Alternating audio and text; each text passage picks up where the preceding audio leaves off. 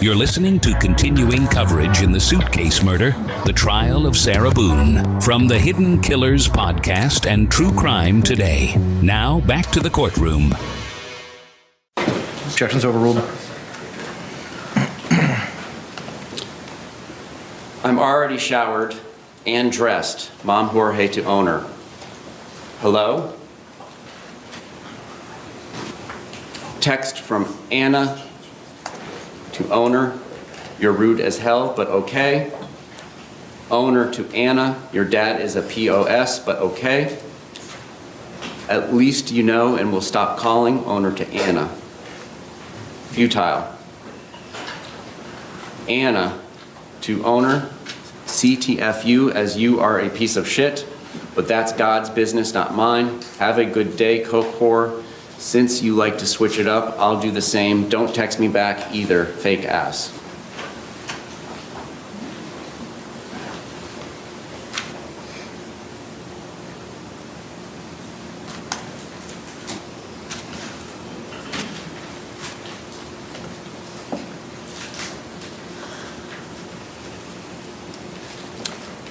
Page 20 of 108, June 9th, 2019, from owner to Philip. He's off the lease. The process has begun.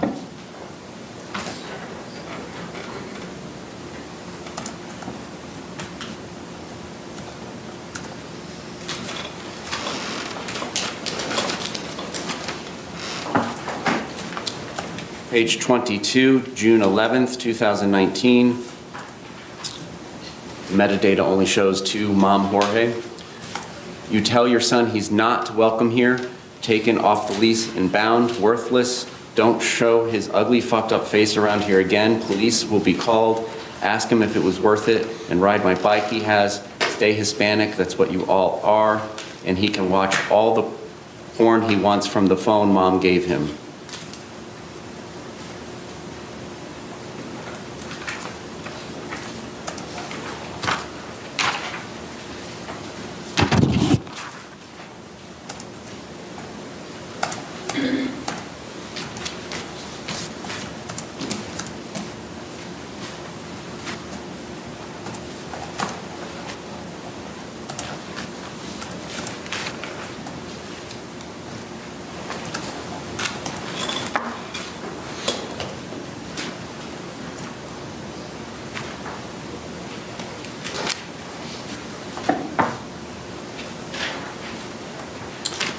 Page 26, June 14th, 2019, 11:38:56 p.m. To Mom Jorge. Wow, congrats, blackouts and whoring. We wanted to see him. Hot house, 7 people. Mission to work on my bike. Repeat. Candy Crush. Fuck himself. Shit job. Repeat.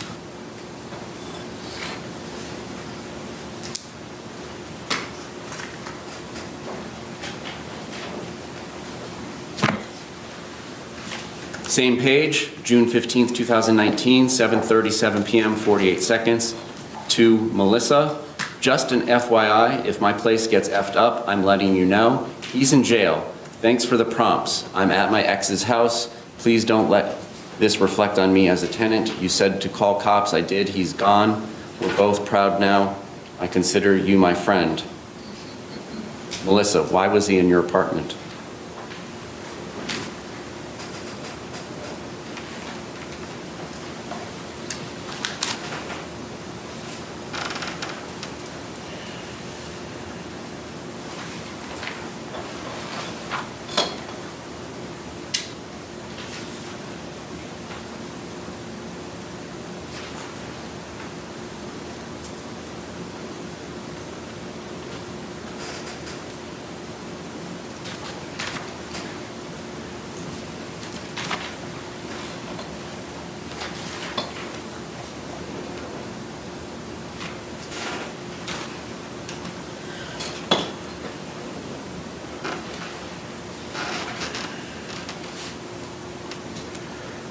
Page 38, notes, creation time, June 26, 2019, 5:56:57 a.m.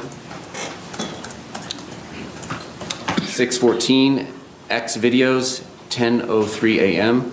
Sarah Banks, 5-3 Bank, 613. Metro Activation, 612. Skipping down. X Videos, 6:2, 6:13 p.m. X Videos, 6:1. X Videos, 5:31, 9:56 A. Who's Christine? Paren FB. Going to meet up? Question. Calling her beautiful? Question. Said she thought you were avoiding her when down here. Said no, I was not beautiful. FB-nonchalant Quay. Thanks for adding me. You are exquisite. Facebook messaging Camille, 613, 942. Facebook, or FB, Pamela Erickson, sending pictures of yourself, telling her good morning, 7:14, 12:13 a.m.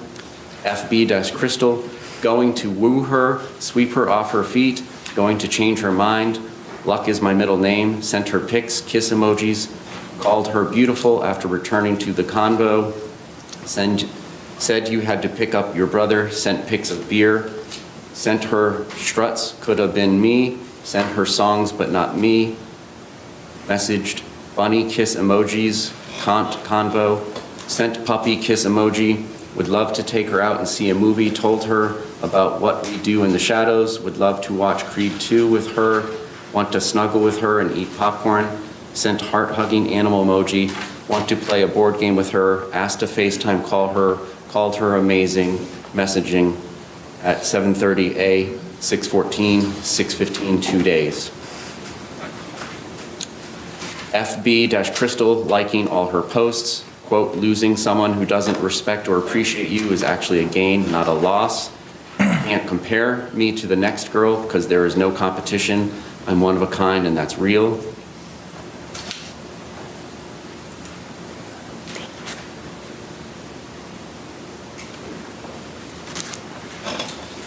Continuing on to page 39, same note. I found everything on your phone, all your messenger texts, telling Christine you want to meet up with her when she's here, calling her beautiful, thanking nonchalant Quay for adding you and calling her exquisite, telling Pamela Erickson good morning and sending pictures at 12:38 a.m., messaging Camille, then the whole 2-day convo with Crystal, how dare you, and send pictures wearing my wedding ring. You're a cheating, lying scumbag. I will never trust you. Why don't you put your mugshot up, or I will, since I have your phone and login, and tell everyone why you were in jail for the 3rd time. Let them know you beat your wife, and she put you there because she couldn't take it anymore. I want nothing to do with you ever again. I've become a different person since you've been gone, with less stress, anxiety, and worry. I feel safe, comfortable, happier with you not here or seeing you at all. I can say through I do have heartbreak after going through your phone. Thank you for always proving me right. I knew when you told me your mom gave you one that you'd be back to your slimy ways. You will never change. I hope it was all worth it, all of it, including losing my debit card for the 3rd time to buy beer and cigarettes, which put you back where you belong. I know for a fact you were not worth any of it. I just can't believe after everything I've done for you, including all I did to get you out of jail, and you do this to me. This is cheating. Goes on to page 40, goes on to page 41, and ends with never truly yours.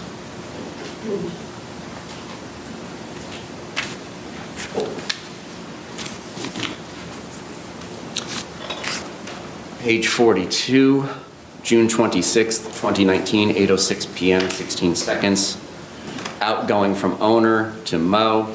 Just wanted to let you know to tell Jorge I found all his messages, hissy face heart emojis with Crystal and other bitches on FB, along with all his porn after he swore to me he wasn't doing any of that anymore. I'm not doing anything more for him, and he will try and keep him in jail as long as I can. Cheating snake weasel. Ask him all about it or have your parents the next time they talk to him. I'm not anymore. So hurtful after all I've done for him. He can rot in there for all I care. Going on to page 43, to Mo from owner, and I will be there for the hearing next week and his arraignment on both charges. Peace out, fucks, AKA Torres.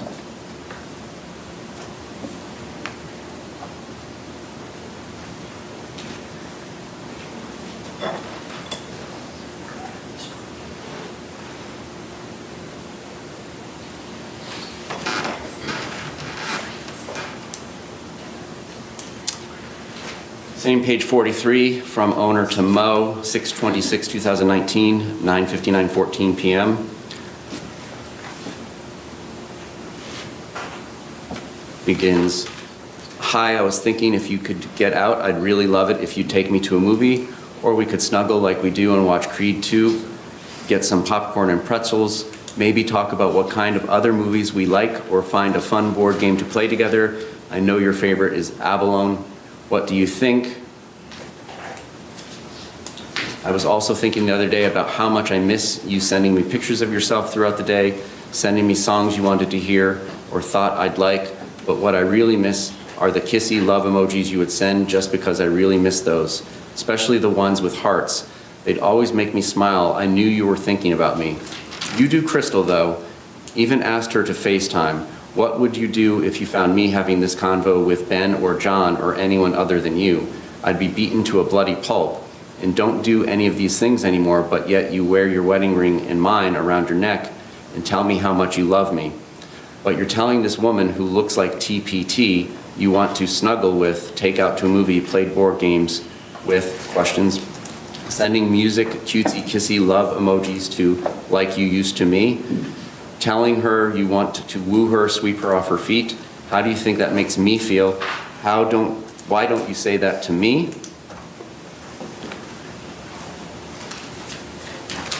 Going on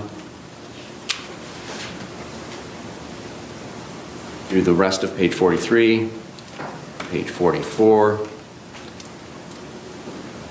including on page 44, dirty cheat, enjoy your porn and jerking yourself off secretly so your parents don't see you and your ugly new girlfriends. I can't wait to finally be with a real man, Ben, who will and has taken care of me. Can't wait to see what he's like in bed. I already know he kisses. Hope it was all worth it. I'm free. As you told Crystal in your messenger text, you're single with a little cutesy dancing dinosaur. Wow, now you really are. You're despicable. Next text is XOXO, from Mo to owner.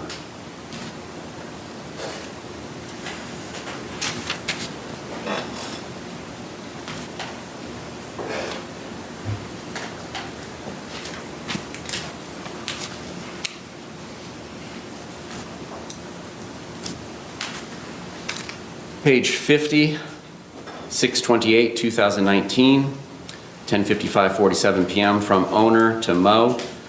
Just know, I can do so much more damage than all of you put together. Know that. Going on to page 51. Try me.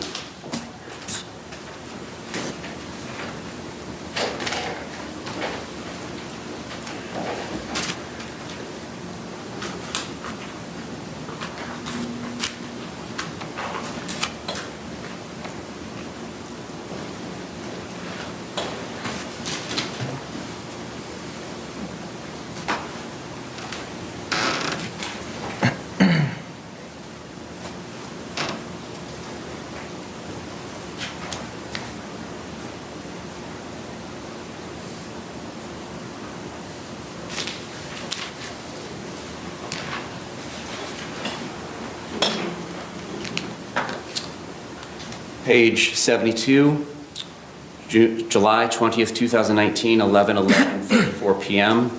From Janice to owner. No metadata, but from Janice. Sorry it's so late. I just read your text. He seemed fine when I saw him at your apartment this morning. He answered the door right away, but was quite bummed out that he overslept. But I was okay and told him, no problem, just get ready and come to work in about half an hour. Then I texted your phone and asked if he would rather work the afternoon shift and get some sleep, but he never answered, so I have no idea where he is or what he's doing. What happened last night, he had a black eye. He said it was new because I asked him and I told him to put makeup on it. He said he had that taken care of. Did you two get in it again? He acted like when I told him he had a black guy, at first he didn't know what I was talking about. I guess he kind of blacked out. You can call me back if you want.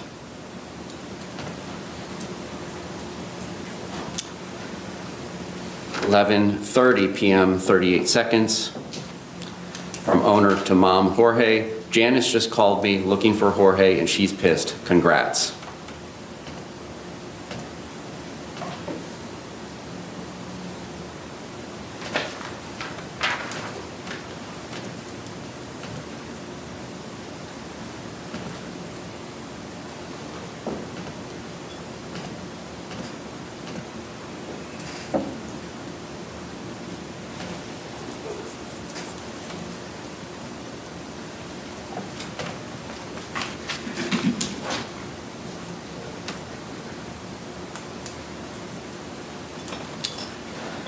Page 82, 8/21, August 21st, 2019. From Jorge to owner, I love you, my friend, my love, my queen, my everything.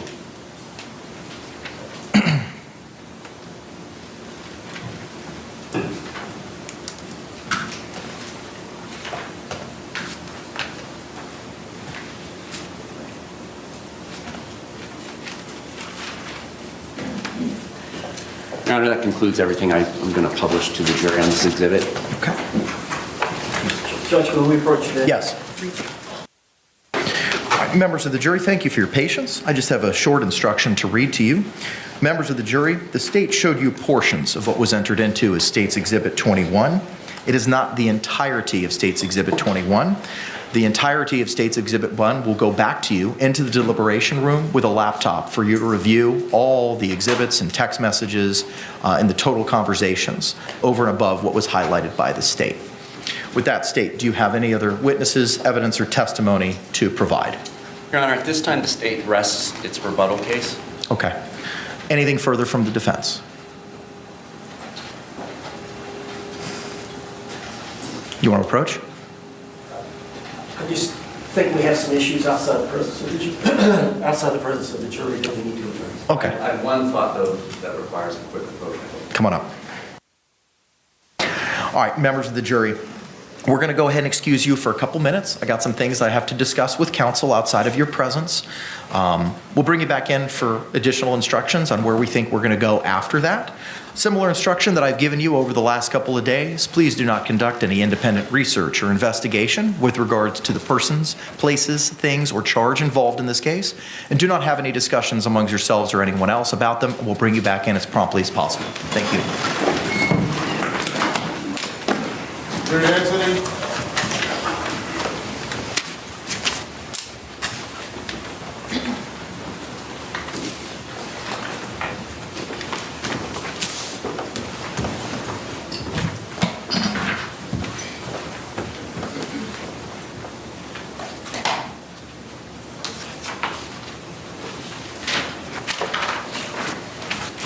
Y'all can be seated. Thank you. The state has rested. Mr. Owens, do you have any intention on putting on a sir rebuttal in this case, sir? I have one more. Yes, sir.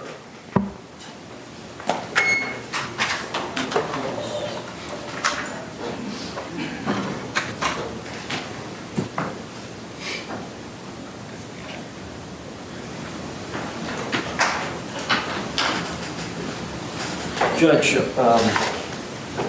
we did not intend to put on a sir rebuttal for the defense. Okay, thank you. All right, Ms. Boone, I've got a couple of questions to go over with you, ma'am. You were previously sworn this morning. You've had the opportunity to review and participate in the trial. You've had the opportunity to review the rebuttal case as provided by the state. You've had the opportunity to review and listen to that evidence and witness any cross-examinations as it relates to the state's witnesses in their rebuttal case. Are you satisfied with your attorney's representation of you in this matter? Definitely. And are you still on board with the strategy that has been utilized in your defense? Yes. Now, your lawyers yesterday told the court that they may want to put on a sir rebuttal, which would be a limited rebuttal to the evidence presented by the state in their rebuttal, both yesterday and today.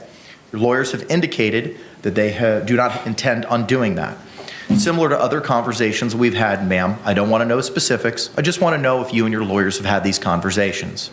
Have you had a conversation with your attorneys about putting on a sir rebuttal or a reply in response to the state's rebuttal? Yes. You had that conversation? Yes.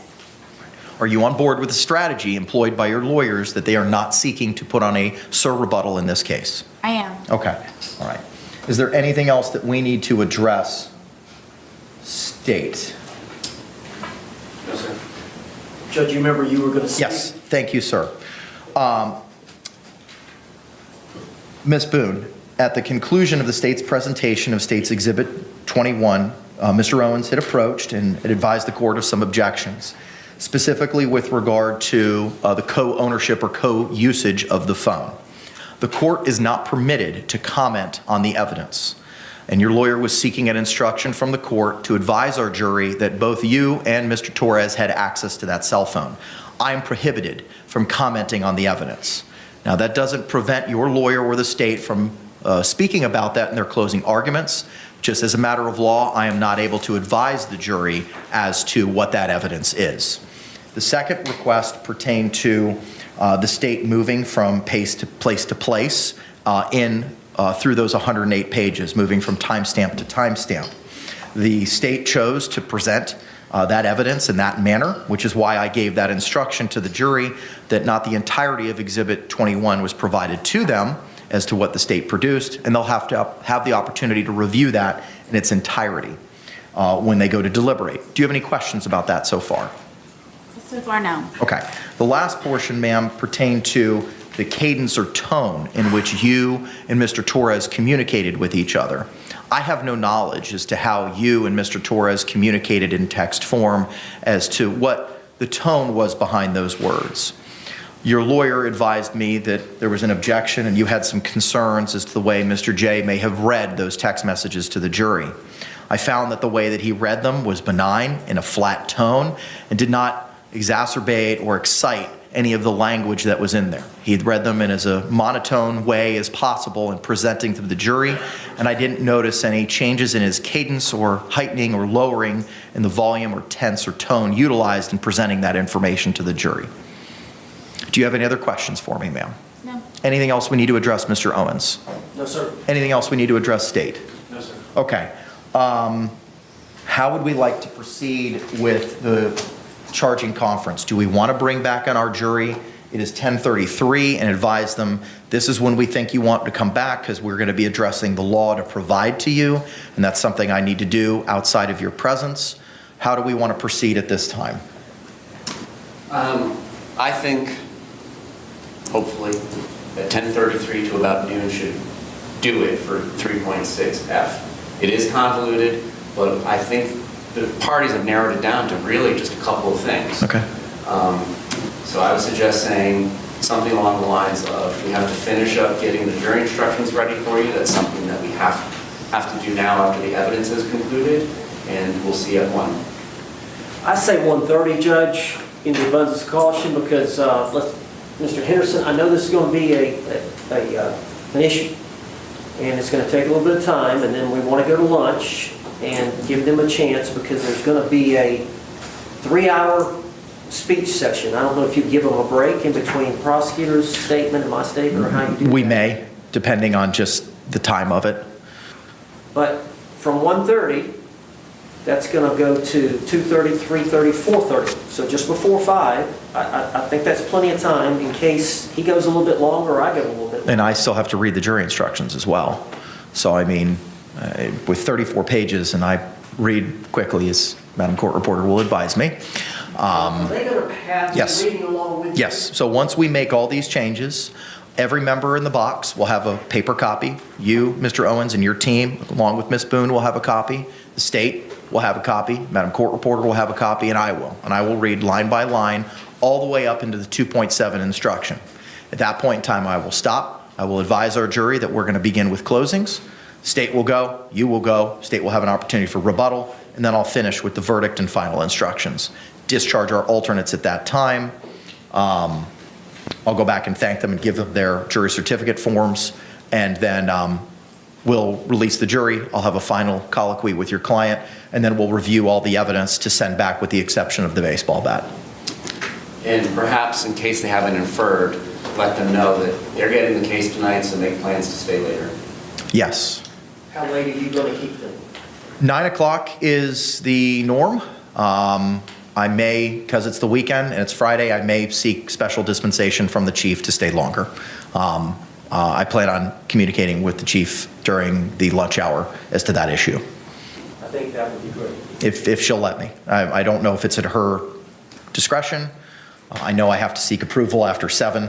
I'm not worried about that. Come back on Monday? I know, and I would prefer them to work late into the evening if they're on board with doing that, rather than coming back Monday. Okay, all right.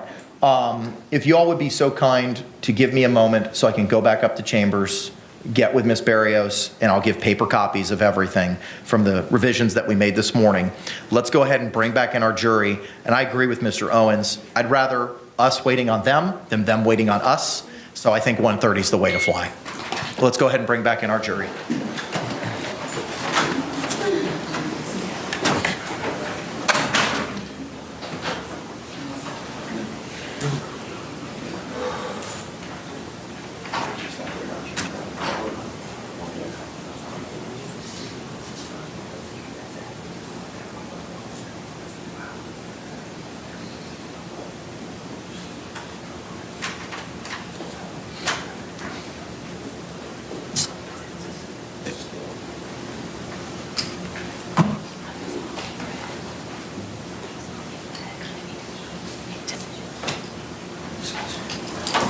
Gary Henry.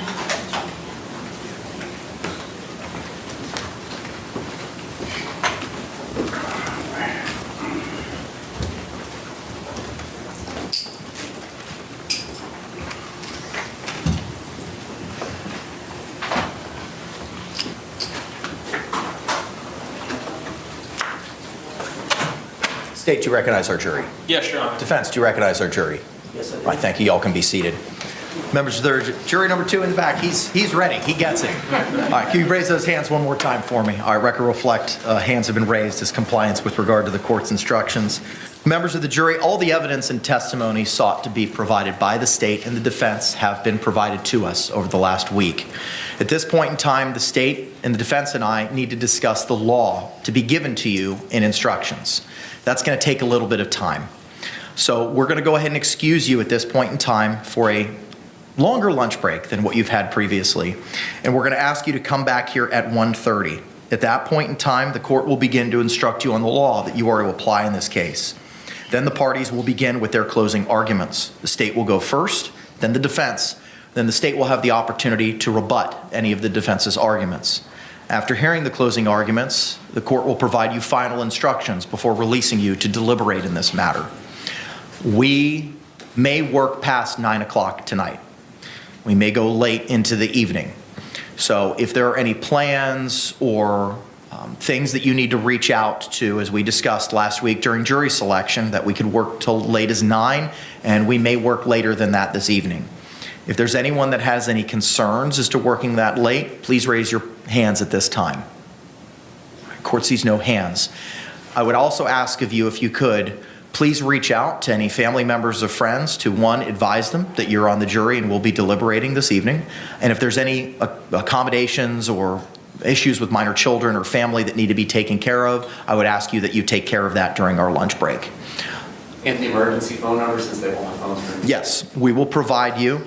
The court deputy will provide you the emergency phone number when we get back from lunch so that you can provide that during a break that we'll have this afternoon to any friends or family or loved ones if they need to get in contact with you.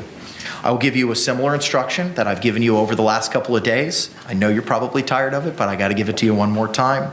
Jurors, you must not conduct any investigation on your own. This includes reading newspapers, watching television, or using a computer, cell phone, the internet, any electronic device, or any other means at all to get information related to this case or the people and places involved in this case. This applies whether you are in the courthouse, at home, or anywhere else. You must not visit places mentioned in the trial or use the internet to look at maps or pictures to see any place discussed during the trial. Jurors, do not watch local news or read local newspapers. Jurors must not have discussions of any sort with friends, family members, or even your fellow jurors about the case or the people and places involved. So do not let anyone make comments to you or ask questions about the trial.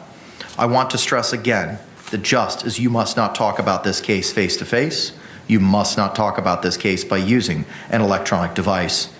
You must not you must not use phones, computers, or electronic devices to communicate. Do not send or accept any messages related to this case or your jury's service. Do not discuss this case or ask for advice by any means at all, including posting information on an internet website, chat room, or blog. With that, members of the jury, I thank you for your attentiveness, service, and sacrifice, and we'll see you at 1:30. Juror number 2 in the back. Yes, sir. Question. So Answer. with the parking, we're going to be here for some time. Can we leave and come back and get re-stamped with a new thing? Almost 3 hour long. We will have you that answer when we come back. Okay. Madam Clerk's going to figure that out for you. Okay. All right, thank you very much. Can you exit each? Yeah.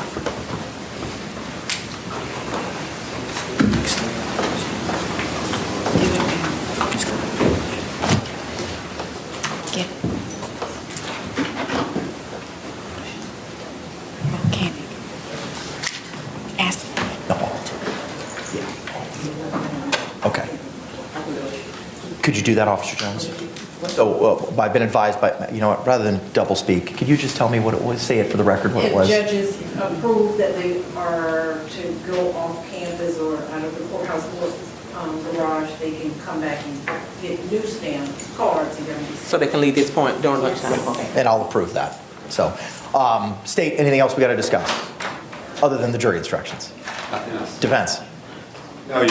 Okay, court's going to run upstairs, put the finishing touches on what we agreed to this morning. I'll bring back paper copies for everyone, and then we can continue the charging conference. At that time, court's going to be in a short recess. We'll be back as promptly as possible. Thank you.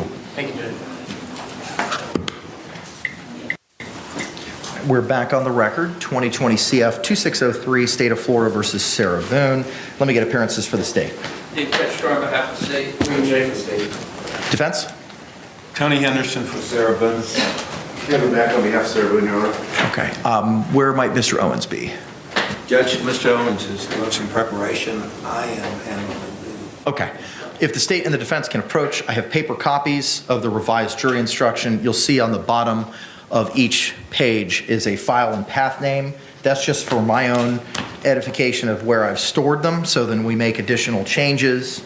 The revisions that we discussed earlier today have already been made. There's still a couple cleanups that I need to do just to get rid of the formatting items, but all the revisions that we spoke about this morning have been included. With that, I think that takes us to page 9 of 28 in the 3.6F instruction. I also have the defendant's revised portions as to 3.6. Just for the court's clarification, is what is in page 9 of 28 of what was provided to the parties, is that the same as the separate defense 3.6F instruction? Yes, Your Honor. It was only provided for more convenience for you to copy and paste them in. Got it. Okay, so should we be relying on the 3.6F instruction you, Ms. Henderson, sent last night? Yes, sir. Okay, all right. State, do you have that? I have a digital copy, that's mine. Okay, all right.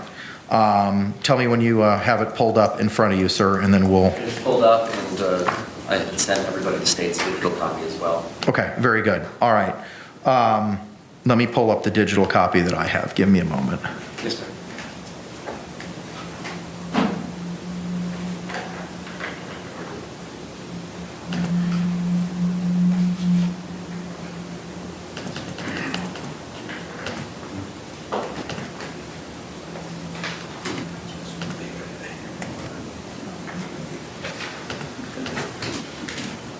Okay.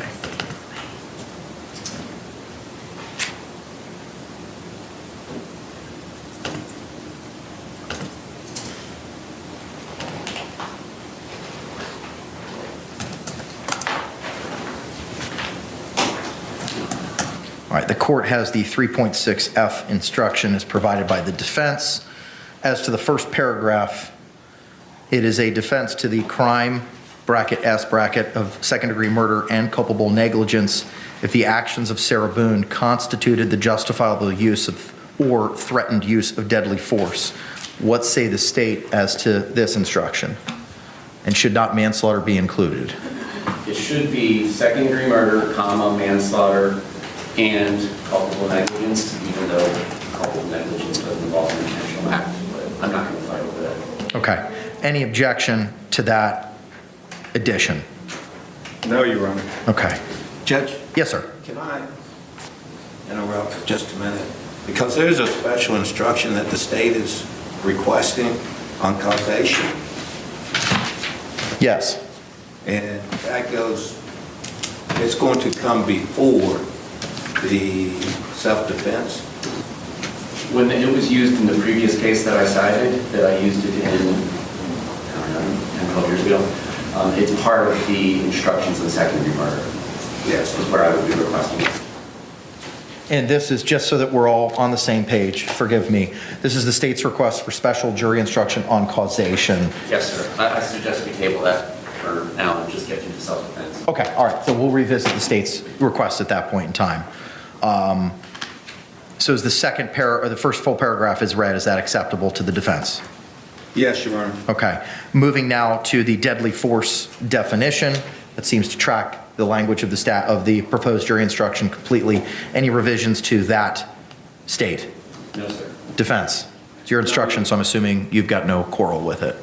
No, Your Honor. Moving to the next paragraph, I also believe that that's from the Form 3.6 instruction. State, any issue with the third full paragraph? So in my request, I struck through or threatening to use each time because the evidence doesn't support that. What the evidence supports is she did actually use force. It wasn't a threat of force. So I think it's unnecessary and confusing and not supported by the evidence to have that clause in each of the paragraphs where it's mentioned. Response, defense. Judge, I have no problem with that. I was just, when I put it in, I just was going on some statements that the state had made and different arguments. So, especially when I'm talking about aggravated assault. Okay. So just so that I'm clear, you've got no objection to the removal of that language. So the third paragraph would now read, Sarah Boone does not have the burden of proving that she was justified in justified in using deadly force.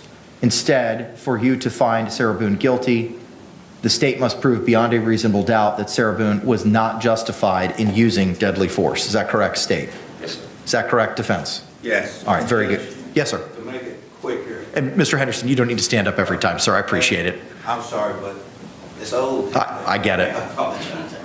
But it's out of habit. Judge, every time that comes up, You lose it? yes. Understood. So then just, let's go back to the title then. Can we revise the title to 3.6F, justifiable use of deadly force, and remove that bracketed or threatened use language? It should just be use. Okay, very good. All right. The next sentence, the law on the justifiable use of deadly force is as follows. Is that acceptable? State. Just the strike through or threatening. As I read it, yes. Yep. Is that acceptable defense? Yes, Your Honor. Moving now, Sarah Boone was justified in using deadly force if she reasonably believed that such force or threat of force was necessary to prevent A, imminent death or great bodily harm to herself.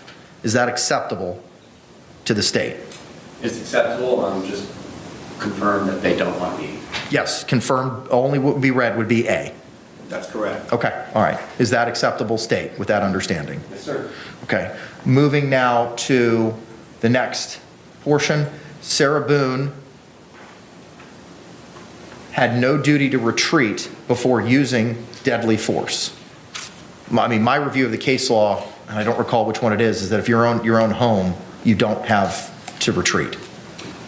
My understanding of the facts was that she used force first by zipping him up in the suitcase and doing so that, one, she could make him feel like he had made her feel in the past for choking and cheating on her, and two, to give her a platform to be able to speak to him as a captive audience, and he would have to listen. Because she took the actions of an initial aggressor, It is our position that there is a duty to retreat caused by the initial aggression, as that is addressed lower in the jury instructions. Response, defense. Judge, I have a different view of the evidence. I think what the evidence has said about the initial in the suitcase is that Mr. Torres was getting into the suitcase and positioning himself into the suitcase when Ms. Boone came down. There was laughter between the two of them. The suitcase was zipped, and it was a consensual deal. It was a consensual thing for Ms. Torres. She didn't use any threat or use of force at that time to zip him in the suitcase. Furthermore, during the demonstration and when they were demonstrating the suitcase and the zipping ability, I know time has passed, but I hadn't seen anything different. To keep someone in there who didn't want to be in there, if someone didn't want to be in there, it would be almost literally impossible to zip that suitcase because how much force it took to zip that suitcase. So the evidence doesn't support it. Doesn't support a duty to retreat? Correct, because what they're saying, going back even before we had stand your ground, just going back to the castle doctrine, there was never a duty to retreat from your home. So then if I understand your argument, you are not seeking to have this included then? I am seeking... Because if you're saying she had no duty to retreat, That's correct. this talks about, hang on, let me just reread it. Okay, so I think I follow your argument. Okay. What I'm saying is that it should be no duty to retreat, that Sarah Boone had no duty to retreat. That's what we're requesting. I believe the state's objecting to that and saying that it is a dispute, so they want the next paragraph as to the court. But there is nothing that showed at that time, because the state's arguing that she forcefully put him in the suitcase. Response. That's a straw man argument. That is not the state's argument. We know what the evidence in this case is. The evidence that she provided was he got into that suitcase by himself and they were playing hide and seek, and he was inside but not completely hidden. The lid was flapping over him. She came over and zipped it shut, to whether it's 100% or near 100% shut, and it was all in fun and jest at first, but he did indicate, and we saw it on the video, image IMG_1062, Sarah, I can't breathe, Sarah, I can't breathe. He was being held against his will in that suitcase. That there is no requirement that she initially forced him into it or not.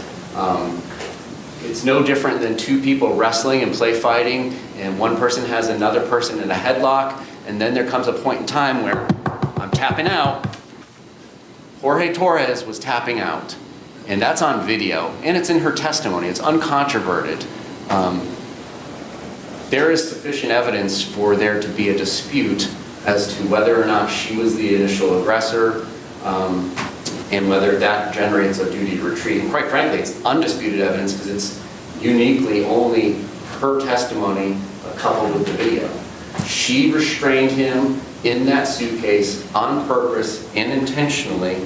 And if you look at the elements of aggravated assault in our proposed jury instruction, that is exactly what was going on. She intended for him to feel fearful of an inability to breathe, to make it feel like he had made her feel when he had choked her. An aggravated assault is defined as follows: Sarah Boone intentionally and unlawfully threatened, either by word or act, to do violence to Jorge Torres. She would not let him out. She would not release the headlock when he indicated he could not breathe.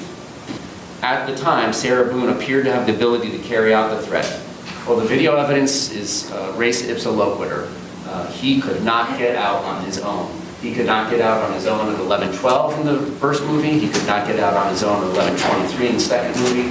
And quite frankly, he couldn't get out at 11:03 during the still photo as well. Element 3, the act of Sarah Boone created in the mind of Jorge Torres a well-founded fear that violence was about to take place. Absolutely. Sarah, I can't breathe. Babe, I can't fucking breathe. Sarah, shh, go fuck yourself. The assault was made with a deadly weapon, element 4. An object not designed to inflict bodily harm may nevertheless be a deadly weapon if it is used or threatened to be used in a manner likely to cause death or great bodily harm. Well, ladies and gentlemen, it did cause death, so that's not in dispute. So it's our position that she was the initial aggressor based on her testimony that we received in court, and that is going to put into play a duty to retreat, and that the parties can then argue about that. Anything further, Mr. Henderson? Yes, Judge. I want to clarify this because what the initial thing in getting into the suitcase, the act is zipping the suitcase up. That act of zipping the suitcase up was not done forcefully. The testimony was he agreed, he was in the suitcase, he was the one who got into the suitcase to begin with. He agreed, the suitcase was zipped up, and there was no argument at that time. All right, and just by the demonstration that they gave, you could see somebody to get in that suitcase or not get out of it at that time wanted to be in that suitcase. And it's nothing to dispute what she says, that he agreed, she zipped the suitcase, and they both laughed and thought it was funny. Now, the next thing that the state goes to is an omission. It is not an act. It is an omission at that point in time where she's saying, when they say, oh, he can't breathe, well, she doesn't go, let him out. So they're saying, so they're trying to make that an act when it is not, when she just did not let him out. It's different. And what we're talking about is just the duty to retreat at this time.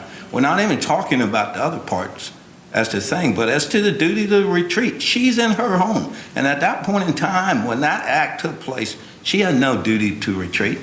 Here's what the form instruction says. If it is undisputed by the parties that the defendant had no duty to retreat, give the following sentence.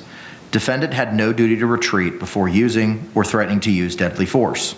Instruction goes on to read, if the parties dispute whether the defendant had a duty to retreat, give the following paragraph.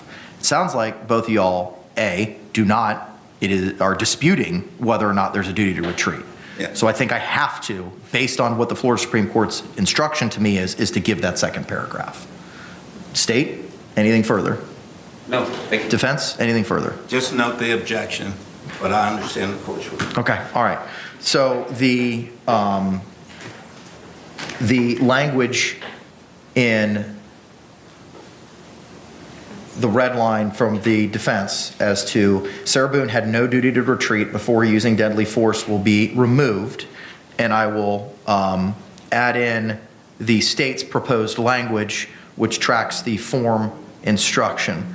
Is there any objection? Do you want me to read that to you, Mr. Henderson? No, I'll read it real quick, Judge. Okay.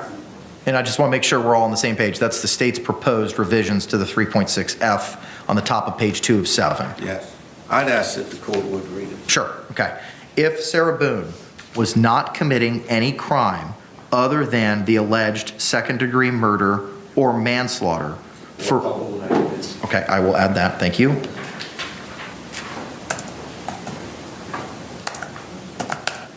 For which, so it'll read, if Sarah Boone was not committing any crime other than the alleged second-degree murder or manslaughter or culpable negligence for which the defendant is claiming self-defense or defense of others, and if she was in a place where she had a right to be, then the defendant had no duty to retreat before using deadly force. On the other hand, 1, if at the time Sarah Boone used deadly force, she was committing an aggravated assault, or if at the time Sarah Boone used deadly force, she was not in a place where she had a right to be, then the defendant had a duty to retreat. The duty to retreat means the defendant had the legal obligation to use every reasonable means to avoid any danger before using deadly force. The law does not require the defendant to retreat if she was placed in imminent danger of death or great bodily harm or imminent danger of the commission of, parentheses, applicable forcible felony, end parentheses, against herself, and it would have increased her own danger to retreat, or if retreat would have been futile. But if the defendant had a duty to retreat, and if she could have safely retreated but did not do so, then her use of deadly force was not justifiable. I do have a question as to the applicable forcible felony portion of that. I believe they were waiving B. That's for her, for the A and B that we already previously discussed, not for the. That is correct. So then that sentence would be revised to, the law does not require the defendant to retreat if she was placed in imminent danger of death or great bodily harm, and it would have increased her own danger to retreat. Yes. What say you, Mr. Henderson? Judge, I enter objection as to the instruction, as the state has included to get this instruction an aggravated assault, which is not charged in the information. State response. Judge, I'm happy to hop into that one as well. Okay. I understand what Martinez versus State says, and I'm sure we've all read the opinion. It's in my motions, and I understand what it holds. What it says all throughout the opinion is there needs to be an independent forcible felony. And then at the very, very end of the opinion, then it says there needs to be an independent felony charged.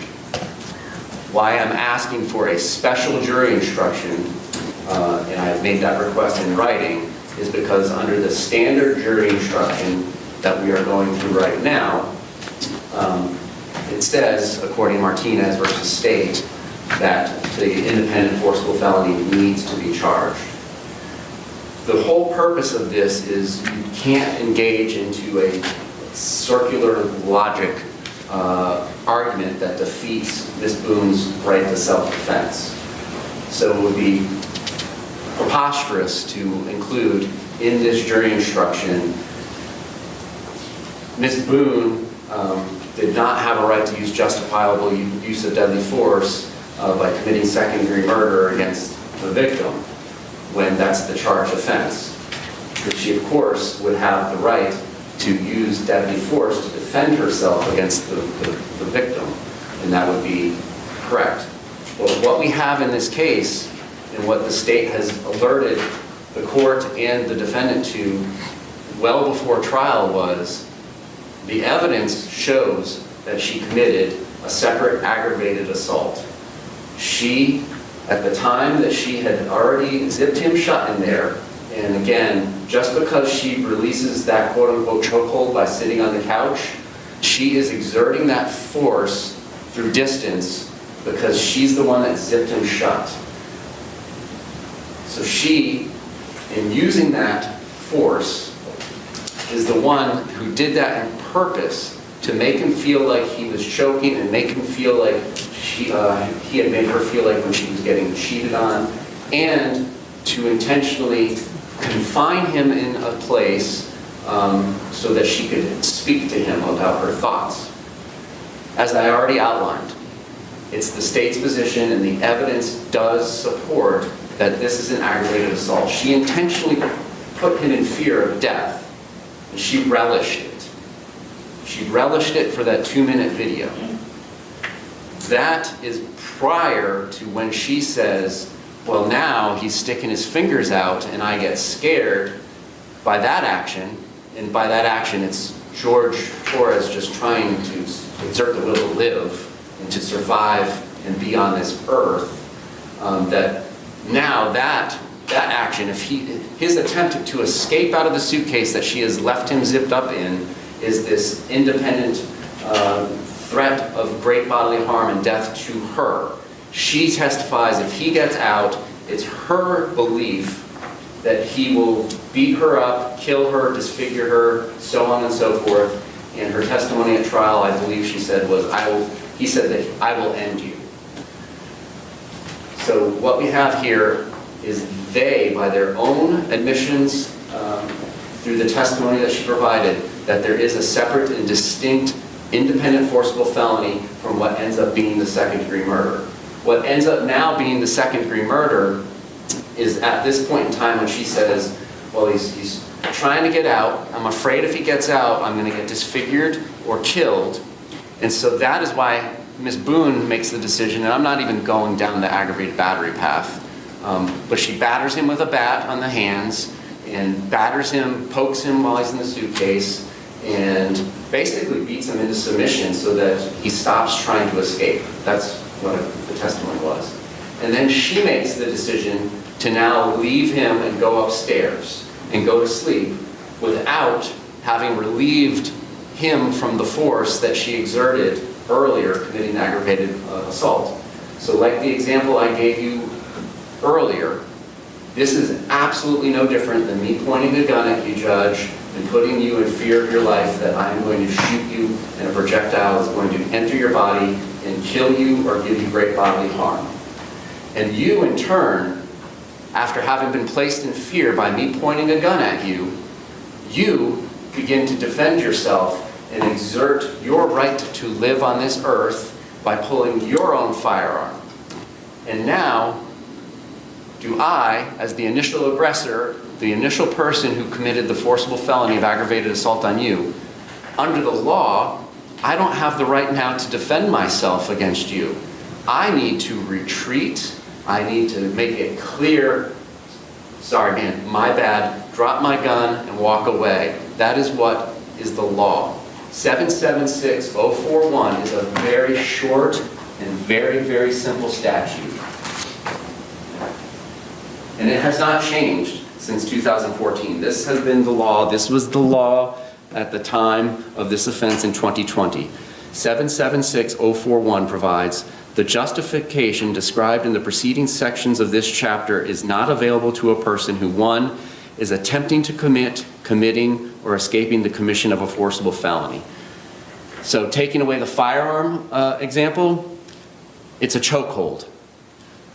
His cause of death, according to the medical examiner, was asphyxiation by position and environmental suffocation, caused by her not releasing a chokehold on him when he indicated, babe, I can't breathe, Sarah, help. That is an independent forcible felony, separate and distinct now from what she says is the victim, like you pulling a gun to defend yourself from me pulling a gun on you. Now, the threatened use of force that the victim is exerting is sticking his hands out and saying, I'm going to end you. That is the distinct break between the aggravated assault and now her continuing to use this unlawful force, which she's not entitled to do because she started it. She was the initial aggressor in committing this aggravated assault. And she ends up just leaving him to die and never releasing the chokehold. And the unlawful threat is what's on the video in your realm? Yes. Okay. And any facts that support that should cause this jury instruction to be given. The absolute only hang-up about whether or not this jury instruction should be given is because Martinez slightly overstates what is necessary to prevent this circular logic, which is not going to occur in this case. There is not going to be any arguments by the state that she does not have the right to defend herself if she is in imminent fear or death of great bodily harm by the victim. She testified that him sticking his hands out of the suitcase and saying, I'm going to end you, put her in fear of imminent death and great bodily harm. And in turn, what she did was she decided to not let him out. And he ended up dying. And that is second-degree murder. That is separate than what preceded that. What preceded that was her not letting him out when you can see him pushing up on the suitcase in the video, begging to get let out, and she doesn't because she is doing this out of anger, hatred, ill will, and spite to teach him a lesson and put him in fear of death or great bodily harm. That's an aggravated assault. I would absolutely charge her with aggravated assault and aggravated battery, separate independent forcible felonies, if I could. But I did not learn this information until after the statute of limitations had passed. That is through no fault of the state's. So we absolutely would, if we could, and we are not going to make the argument and defeat her defense of second-degree murder by saying, well, you can't defend yourself with second. I understand what they're getting at in Martinez. That's not this case, though. It's broken down into those parts. Can I have the citation for Martinez? Because unless I missed it in your motions, I didn't see Martinez cited in the motions. I'm sorry. And forgive me if I No, it's missed it. been in previous motions. Because you cited a Cologne with regard to the Miranda issue. No, I am referring to, there's a pleading entitled State's Request for Forcible Felony Instruction and Request for Initial Aggressor Instruction, which we've kind of hopped into now since aggravated assault is being mentioned in this paragraph. In paragraph... Oh, there it is. I apologize. Yeah, paragraphs 12 through 31 are the legal analysis, and Martinez is cited in there at paragraph 19 at 981 Southern 2nd 449 Florida 2008. And more importantly, what Martinez doesn't say is that there's like some requirement that the verdicts would be interlocking. Like there's no requirement that second-degree murder be count 1 and aggravated assault be count 2, and then if they return a not guilty verdict on aggravated assault, then there has to be a not guilty verdict on the second-degree murder. That's not the case, because there's so many different prongs to the self-defense instructions. So it's not required to be charged for some reason of an interlocking verdict.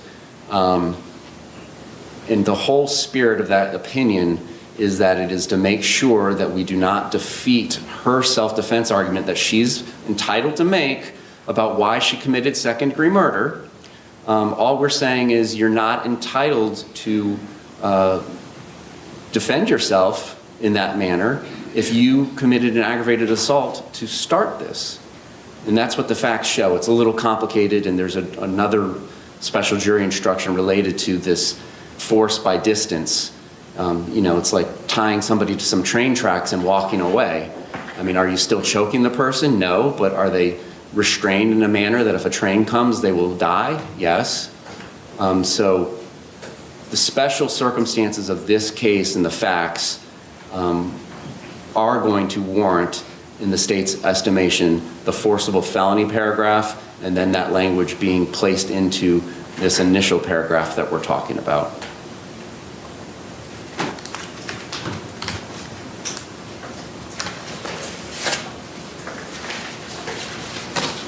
Just reading Martinez. Give me a moment. Yes, sir.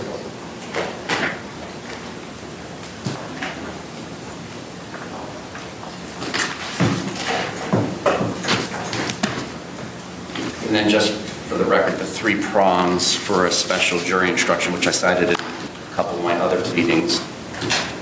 A special jury instruction is warranted when A, the special instruction is supported by the evidence, which is the case. It's in fact undisputed since there was only one person there. B, the standard instruction did not adequately cover the legal theory it is meant to. That is also true. And C, the special instruction was a correct statement of the law and not misleading or confusing. That is also the case. Stevens, Stephen's versus State, 787 Southern 2nd, 747, and I mistakenly put 657, I imagine. I think it's 755 is the pinpoint. Yeah, 2001. Yeah, I reviewed that already. Thank you. Response. Response is clear, Judge. They're trying to make exceptions for the law. That doesn't work here. Simply this, what the requirement is under Martinez to get the aggressor is this. It's only applicable and only in cases where the defendant was charged with either an independent forcible felony, that's Martinez, or B, felony murder. That's a different case. In Martinez, they have not charged an independent forcible felony.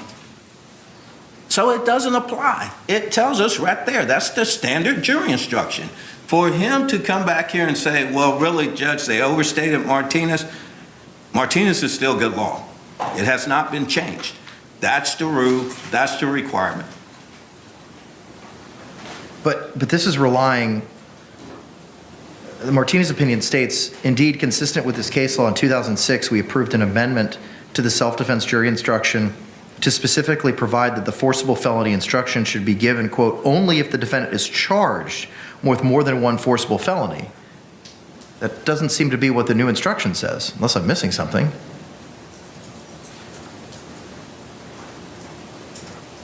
I'm sorry, can you repeat that? Sure. The sentence says, indeed, consistent with this case law, in 2006, we approved an amendment to the self-defense jury instruction to specifically provide that the forcible felony instruction should be given, quote, only if the defendant is charged with more than one forcible felony. And unless I'm missing something, a 3.6F instruction doesn't say that now. The form instruction. Judge, when it comes to the aggressor in the standard jury instructions, when it comes to aggressor, and they're talking about under 776.041 sub 1, it's to only be given if and only in cases where the defendant is charged with either an independent forcible felony. You cannot give this instruction unless there's an independent forcible felony that Ms. Boone has been charged with, and there just isn't one. But where does it say that in the form instruction?